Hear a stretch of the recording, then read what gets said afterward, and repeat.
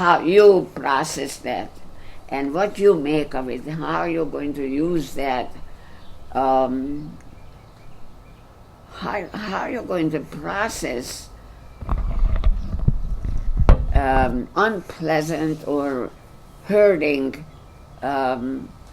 things that will hurt you and hurtful, how you make sense out of it, and how you place it in the right position that it's going to teach you something. Because I don't believe in when you're hitting back somebody, because when you hit somebody back and the other person hits you back again, that's how you never finish up an argument or a discourse.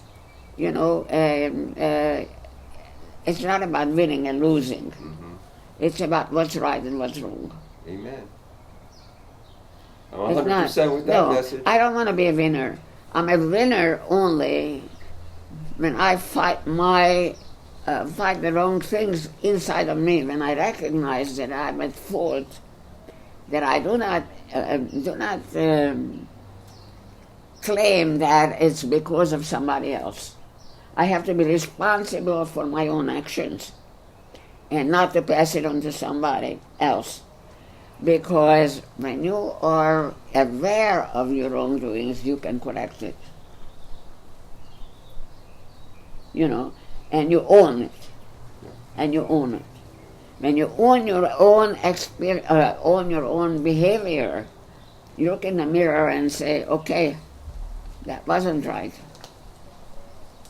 In the Jewish religion, there are many holidays. The only thing is Yom Kippur that I honor, because it makes me feel connected.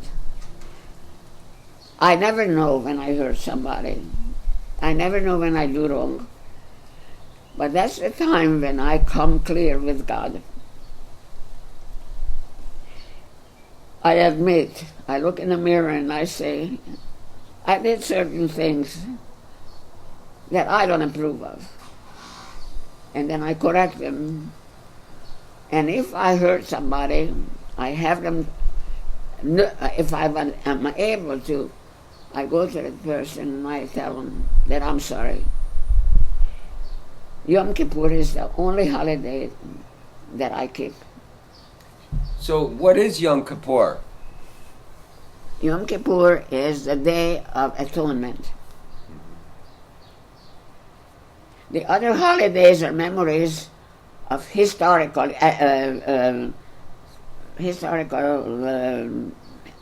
happenings I can't relate to, because those things keep being repeated. Yeah. People never learn from history. They're not being taught in school to learn from them. They only taught to be remembered, and that has no value whatsoever. None. History is not taught to make sure that you know how to avoid something from happening again. And I impress that on the kids. At my get-together here, I had those girls from school, from Nuremberg, that I worked together with. And they remember everything I ever said. Because I don't teach what was hurting me, because what's the use? I mean, I'm hurt, I deal with it. You have nothing else, nothing to do with that. None whatsoever. So I deal with that in my own way. I put it outside and I say, okay, it happened, but it doesn't affect me because I don't allow it to affect me. What happened to me in the Holocaust taught me a lot of lessons, and I learned a lot about human behavior. It doesn't matter whether you're Jewish or Hottentot. People are all the same. I heard somebody recently, I don't even remember who it was, but they were saying, I'm not a victim, I'm a victor. Yes. Exactly. Right. Exactly. And that's where I come from. And wherever I speak, I don't speak against anyone because, you know, a whole nation is composed of all sorts of people. Some people have no minds at all, so they're always looking for a leader. And they always manage to attach themselves to the wrong leadership. And so, what's there to say about that? You cannot educate them. They do not want to be educated. They're weak and they need a leader. And they always find the people who make them feel good about themselves. It's very simple. Very simple. They don't feel recognized. And they want to have that recognition. Well, it is a pretty confusing world. You know, there's a song that I grew up with. It's nobody's right if everybody is wrong. Yeah. You know, nobody has the answer. I mean, in the world, all the different conversations that are going on, people are out of balance. Everybody is. That's my view. So, you know, everybody's got to grow. And the more that we find our true selves inside, then you have an answer. But you don't have an answer for somebody else because they got to find it too. Now the thing is, the schools are not set up to teach. The schools are set up for you to remember, to memorize. History is not being taught. Because if history was taught, it wouldn't be repeated. Oh no, I can be your witness that's not true because I study history. When I went to school, they taught me history, and exactly what you're saying is what I learned. Really? Exactly. I, as a matter of fact, I really liked history. I don't know why, but I still do. Because of that very reason. It's like, look at this. They never learn, and they do the same thing over and over again. But I learned that in school first. Sure, they it's teach interesting it there. because most people agree with me that they have not been taught how to avoid something to be repeated. Well, you know, the thing about it is, Mom, you can't teach somebody something you don't have. Well, it all depends on how it's presented too. Well, if you don't have it, you can't present it any other way. Looks like a parent raising a child. If the parent doesn't have a clue on how to teach the child because they don't even know how to be themselves, how are they going to teach the child how to be if they don't know how to be? And so the whole world is like that. And in reality, you know, that things are getting more confused every day. But there is another thing, is everybody's views. You can be at the same place, experience the same thing, and 10 or 20 or 100 people. Exactly. You have that many versions. And right, and that many different ways of fixing it. So, you know, in that way, Mom, they could never fix this world. They can't. It doesn't matter. It's not the education. You know what they're missing? The examples. Yes. And examples don't, you know, it's not what you're saying. There's enough examples and here's the other one. How much do people want to know the truth? How much are they willing to drop their own perceptions to see something greater? But there are a lot of people are being presented as the same situation in a very false environment. You know, let's take the Holocaust, for instance. A lot of people say it never happened. Right. You know, so it all depends on what you want to believe. It depends on where your mind is, what makes you feel comfortable. Well, maybe it's only that they don't want to know the truth. That's what I'm saying, yeah. Well, of course, everything's available. Everything is available. It's just how much people want it. You know, I always call it the gooder people. You know, if you want to blame somebody why things are the way they are, my attitude is they're the people who are the more good people, but they don't want to know too much.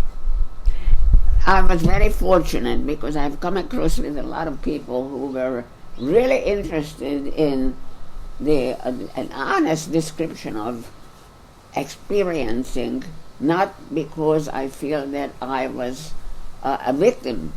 I never considered myself a victim because I'm a victor. The thing is that everything that happens to you, you can put your fingers, you can point fingers, but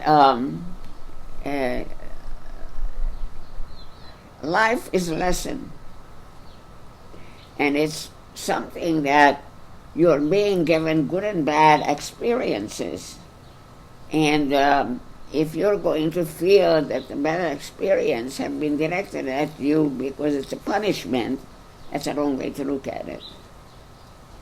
Bad experiences are lessons, and then you can put them into a position where you can learn from it and then pass it on. Well, people say there was a rabbi who said, aging is saging. Not in every situation. That's for sure. No. Yeah. Because it all depends on how you respond to what happens to you. It's real. Yeah. That's the one choice everybody has. But you know, the thing about it is, you can't make people want something they don't want. People have comfort zones. Everybody has a comfort zone, and everybody knows better. I think they don't want to know better. No. And so they don't want to be responsible. They turn off everything. That's what it is. No, they don't listen want to to me. I know it. Yeah. And I fortunately, thank God, I never aligned myself with people like that. Never. I mean, I've been in a circle that was very good for me at the time. All very highly educated at schools, you know. People with medical research and all sorts of things. And that taught me a lot of where I don't want to be. Yeah, right. Well, the whole world's that way. But I learned a lot from them. Sure. Oh, I learned from them. I was a sponge. And I worked with the League of Women Voters, wanted to learn about this country. And this is not a country, it's a playground. That's how I came to realize people come here to play.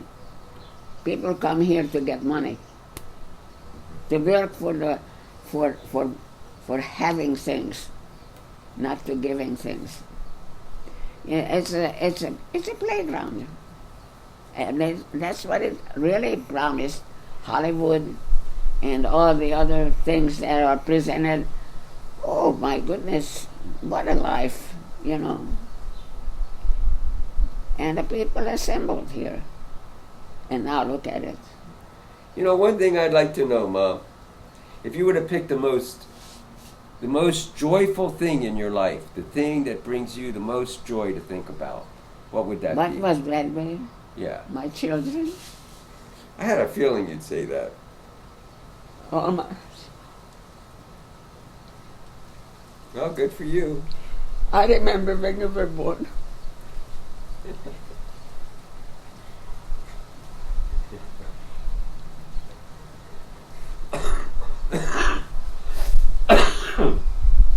I look at what I went through with Debbie and with my Ronnie.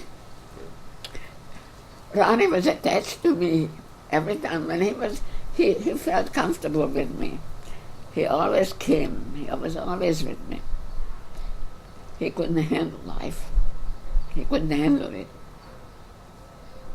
But he found comfort with me.